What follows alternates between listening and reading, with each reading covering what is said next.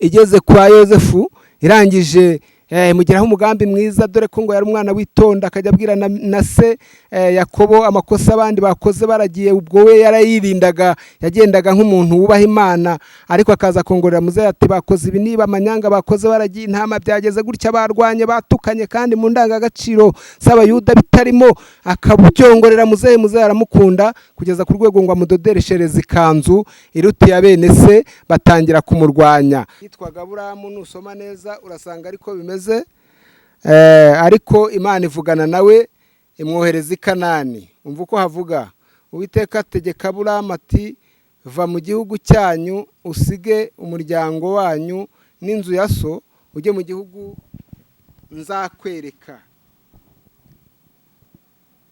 nzaguhindura ubwoko bukomeye. Ubwo itangiye kumuha amasezerano, itangiye kuvugana nawe ibyo izamukorera. Nzaguhindura ubwoko bukomeye, nzaguha umugisha, nzogeza izina ryawe, uzaba umugisha, kandi nzaha umugisha abakwifuriza umugisha, kandi uzakuvuma nzamuvuma, kandi muri wowe nimo imiryango yose yo mu isi izaherwa umugisha.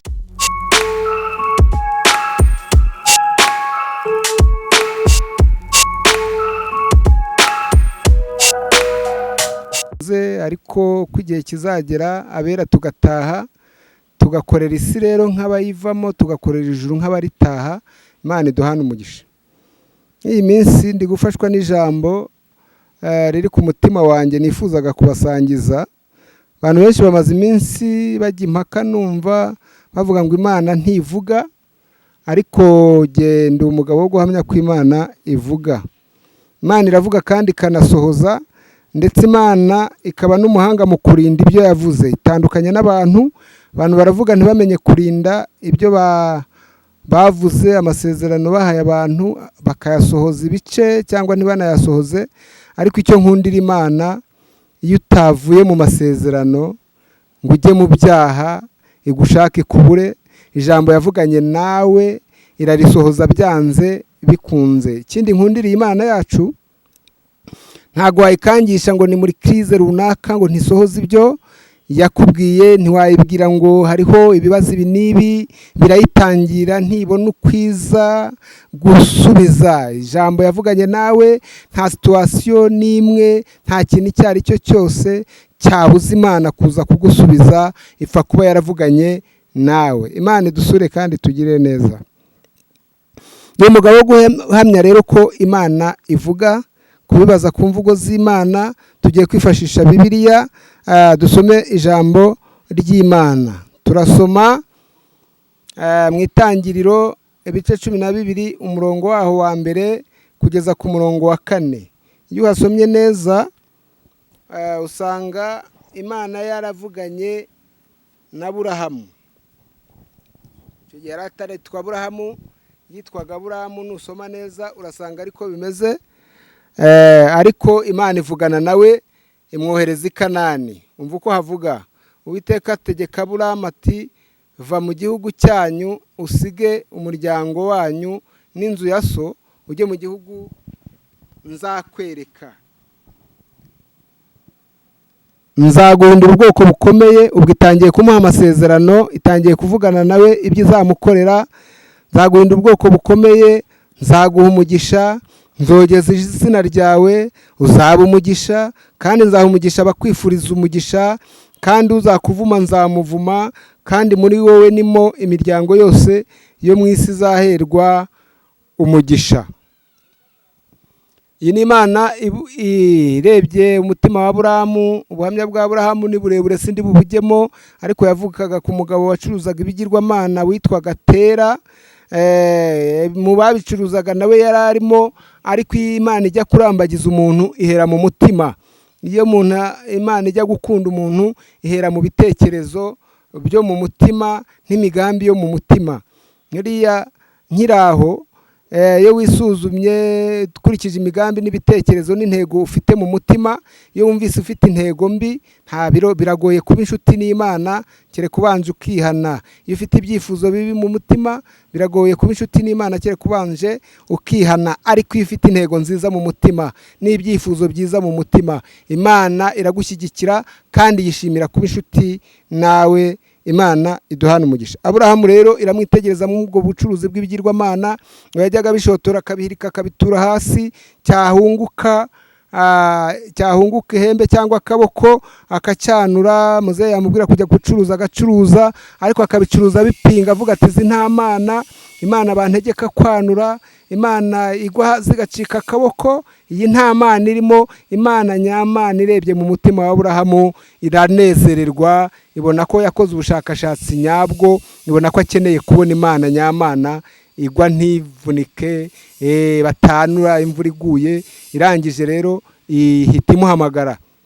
Ubwo yamusanze aramubwira iti narakwitegereje Aburahamu, nkurebye mu mutima, ndebye mu migambi yawe, ndebye ahazaza, ndebye uburyo upinga ibigirwamana, nubwo wubaha ababyeyi ukabijyana ku isoko, ariko mbona ushaka kumenya Imana nyamana ari we ngewe. None ndaguhamagaye, va mu gihugu cy'iwanyu kwa Sotera mu bigirwamana, ntago nahaguhera agakiza, ntiwahakomerera, ntago hazahabera ubwoko bukomeye kandi ngufiteho umugambi ukomeye, kuko nifuza kuzaguhindura ubwoko bukomeye, kandi nshaka kuzaguha umugisha, nshaka kuzogeza izina ryawe, nshaka ko umuntu uzakwifuriza umugisha byonyine gusa, waba wabyumvise cyangwa utabyumvise, kuko nguhinduye umugisha nawe nzajya muha umugisha, kandi uzakuvuma waba wabyumvise cyangwa utabyumvise nanjye nzamuvuma. Mu yandi magambo, uzaba umuhesha w'umugisha, ariko uzaba n'umuhesha w'umuvumo ku bantu bazakwitwaraho uko bidakwiriye, bakakuvuma baguhora ubusa, nanjye nzajya mbavuma. Kandi imuha n'irindi sezerano rikomeye, aramubwira ngo mu miryango yose yo mu isi muri wowe ni mwizaherwa umugisha. Mbibutse ko aha Imana ivugana na Aburahamu yari yarashakanye na Sarayi batarahindurwa n'amazina, ngo umwe abe Sara undi abe Aburahamu, ariko bari bakiri bonyine bataranabyara. Urabizi ko kugira ngo Sara abyare byafashe imyaka myinshi igera muri za 90.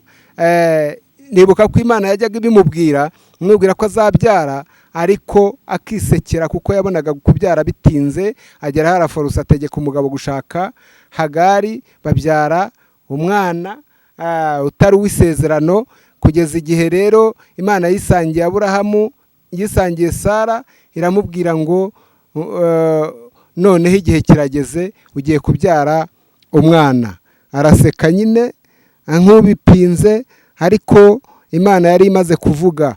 Igihe kiragera rero, itareba ku myaka, itareba ku cyiciro cy'ubudehe umuntu arimo, itareba ku mashuri umuntu yize, itareba ku kigerageza igihe kimaze, irangije imuha kubyara, kuko mu byo yari yarasezeranyirije Aburahamu yari yaramubwiye ko izamuha umugisha. Kandi mu migisha Imana itanga umugisha w'urubyaro, itanga umugisha w'ubutunzi, itanga n'umugisha buriya n'ubugingo nabwo reka tububare mu mugisha.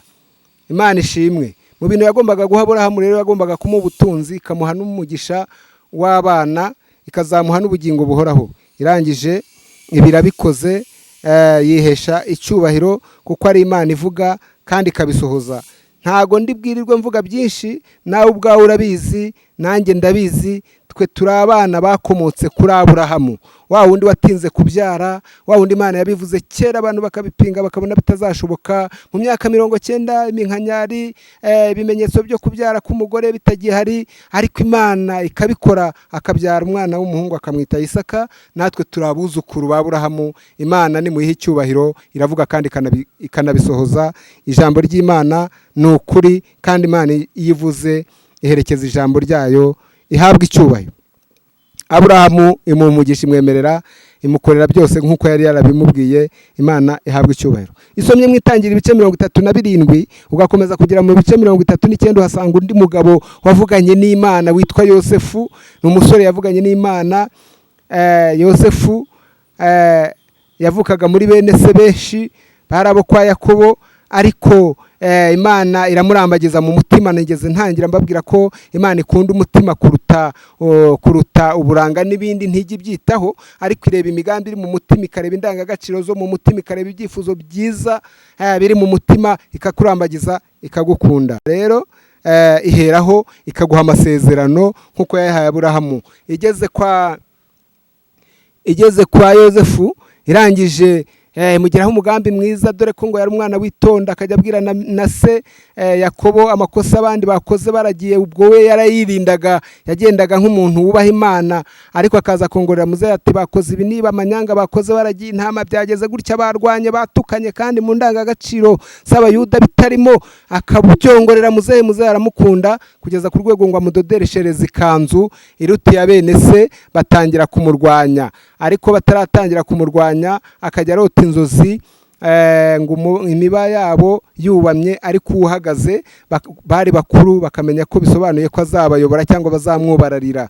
Batangira kumurwanya, arota n'izindi ngo inyenyeri zose n'ukwezi n'iki byamanutse biri imbere ye, barangije bamenya ko se na bene se ndetse ngo bazamwubararira. Batangira kumurwanya. Batangiye kumurwanya rero no kuko yarwanyaga amakosa yabo kandi agerageza kubaha Imana, Imana yaranavuganye nawe ko zamusumbisha bene se, batangira kumuhiga, bagambirira mu mutima kwica umugambi w'Imana. Haleluya, haleluya. Ndagira mbatangarize ko nta muntu wica umugambi w'Imana. Ijambo Imana yavuze iraririnda ikariherekeza, ahubwo ubyitwayemo nabi wabigenderamo. Ushatse kwica umugambi w'Imana burya wapfa ikazabisohoza warimutse cyangwa utagihari. Ndababujije mu izina rya Yesu, mwimbuze ko hari ikintu Imana yavuze, ntukitambike umugambi w'Imana, ujye ugerageza ureke Imana isohoza ibyo yavuze, dore ko biba ari byiza kuri yo, bituma Imana yubahwa, biba ari na byiza kubo yabibwiye, kugira ngo babone ko basenze ishobora byose kandi yavuganye nabo ari Imana itabeshya. Mwakire neza ijambo ry'Imana. Nuko rero igihe kimwe muzehe amutuma kureba bene se mu ishyamba, ahageze babonye amanuka bagambirira kumwica, ariko kuko Imana izi kurinda ibyo yavuze, kuko Imana itanga isezerano kandi ikanaririnda, ikoresha umwe muri bene se bataho kumwica tumugurishe.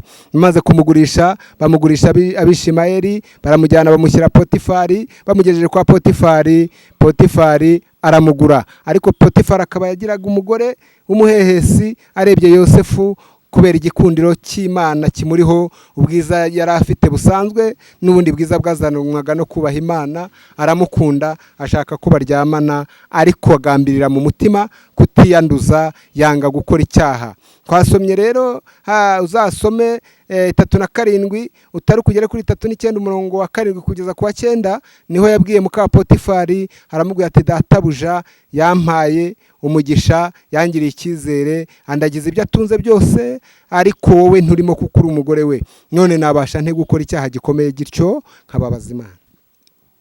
Umuntu usenga Imana wuzuye umwuka yaravuganye n'Imana, utegereje ko Imana izamusohoza ibyo yavuze. Niryo ni ijambo ahora yibaza, niyo Satani akongoreye ngo gukora icyaha, ujye umubaza ngo ariko nk'umuntu wavuganye n'Imana, nk'umuhanuzi w'Uwiteka, nk'umuntu wabanye n'Imana, nk'umuntu Imana yavuze ibintu ikanabisohoza, nabasha nte gukora icyaha ngacumura ku Mana? Ndababujije iryo jwi rye rihora mu mutima, kandi ijambo ribarinde gukora icyaha. Umuntu watangiye urugendo ruva mu isi rujya mu ijuru yirinda mu byo avuga no mu byo akora, kugira ngo adakora icyaha akababaza Imana. Irangije rero Imana isohoza ibyo yavuze, nubwo yafunzwe, ariko Imana yarangije isohoza ibyo yavuze. Ageze avuye muri gereza, ajya gusobanura inzozi. Amaze gusobanura inzozi, babona muri Egiputa nta wundi muntu wakora nk'ibyo abasobanuriye. Yaravuze ko agiye gutera inzara y'imyaka 7, bagomba guhinga imyaka 7 bagahunika cyane, kugira ngo bazabashe kubona ibyo bazarya mu myaka 7. Barangije bumva abisobanuranye ubuhanga, afite n'igikundiro cy'Uwiteka. Umwami ahita akandagira itegeko rya Egiputa, aravuga ati nubwo utari kavukire aha hantu, ukaba uri umunyamahanga, iyi minisiteri ugiye kuyobora, kugira ngo uzaba ari uzabasha kubijera, kuko ari nawe usobanuye uko bizagenda. Kubera ubwenge n'ubuhanga rero ufite bituruka ku Mana, ni wowe ugiye kutuyobora. Abiyobora neza kugeza ubwo base na barumuna be inzara yateye iwabo, bakajya guhaha muri Egiputa. Bashiduka wa wundi bari bazi ko yapfuye, wa wundi bari bazi ko bishe, wa wundi bari bazi ko bagurishije batazi iyo ari, bashiduka ari we uri kubagaburira. Narindi kubahamiriza mbabwira ngo Imana izi kurinda ijambo yavuze. baramwubararira. Ijambo Imana yavuganye na Yosefu riba rirasohoye, bene se baramwubararira, baribwirana, barahoberana, bararira, barasabana, ariko icyo nkundira Imana ibishohoje ibyo yavuganye na Yosefu. Inzira zose wacamo, ibintu byose byarwanya umugambi w'Imana ku buzima bwawe, uko byaba bireshya, aho byaba bituruka hariho hose, ndaguhumurije bizasohora uko Imana yabigambiriye. Imana ntabwo iterwa ubwoba n'ikintu icyo ari cyo cyose, na situwasiyo iyo ari yo yose, n'igihe icyo ari cyo cyose, n'umuntu cyangwa abantu abo ari bo bose. Ni ngombwa isohoza ibyo yavuze ku buzima bwawe, ubirindishe gukiranuka, ukomeze kwizera ishobora byose, izabisohoza nk'uko biri. Komeza usenge, wirinde, wiringire Imana, kandi ikirenge ugishyire mu muhamagaro. Ibyo yakubwiye gukora ubikore, ibyo yakubujije ubyirinde, kugira ngo utagira icyo upfa n'Imana bigatuma idasohoza umugambi wayo ku buzima bwawe. Urakoze, Imana ikumpera umugisha. Naho ubutaha tuzasubira. Nimero ni yayindi, ni 0788 74 72 35. Imana iduhane umugisha mu izina rya Yesu. Kora subscribe kandi na comment turazikeneye, inama nazo turazikeneye. Amen.